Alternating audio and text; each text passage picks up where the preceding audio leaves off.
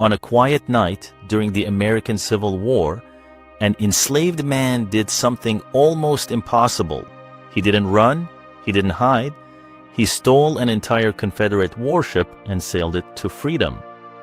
And the most unbelievable part is this: he had to pass multiple armed checkpoints without being discovered. His name was Robert Smalls, and he was born into slavery in South Carolina. From the outside, his life looked controlled and limited. But behind the scenes, he was learning, watching, absorbing everything about the ships, the waters, and the men who believed he was invisible. He worked aboard a Confederate transport ship called the Planter. Over time, he memorized its routes, its signals, and even the behavior of its white captain. Smalls wasn't just doing a job, he was quietly preparing for something far bigger. The turning point came when the white officers left the ship one night, trusting that nothing would happen. That was their mistake. Smalls saw an opening that might never come again. But taking it meant risking not just his life, but the lives of everyone on board. This is where the story becomes almost unbelievable. Smalls put on the captain's hat and positioned himself exactly the way the captain would stand. In the dark, from a distance, he didn't need to look perfect. He just needed to look convincing enough to fool armed guards. As the ship began to move, it approached the first checkpoint. Confederate soldiers were watching closely, expecting the correct signals. If anything was off, the ship would be fired upon immediately. Smalls had studied those signals carefully.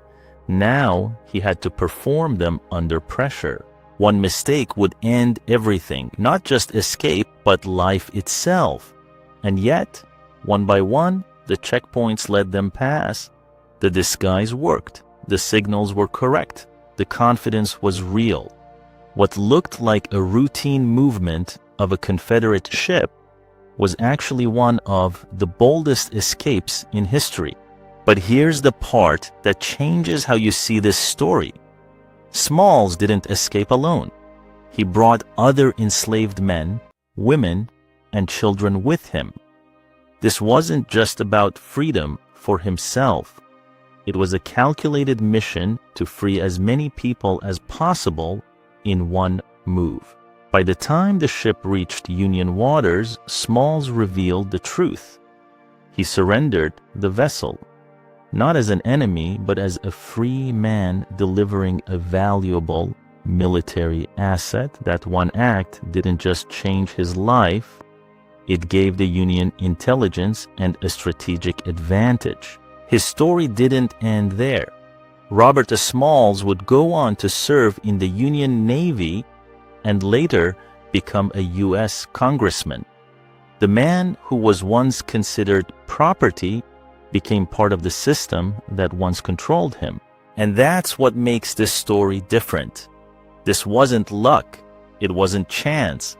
It was observation, patience, intelligence, and timing. In a world designed to limit him, he studied it closely enough to use it against itself. So when people talk about escape, they usually imagine running away. But Robert Smalls didn't just escape. He took control of the very system holding him down and turned it into his way out.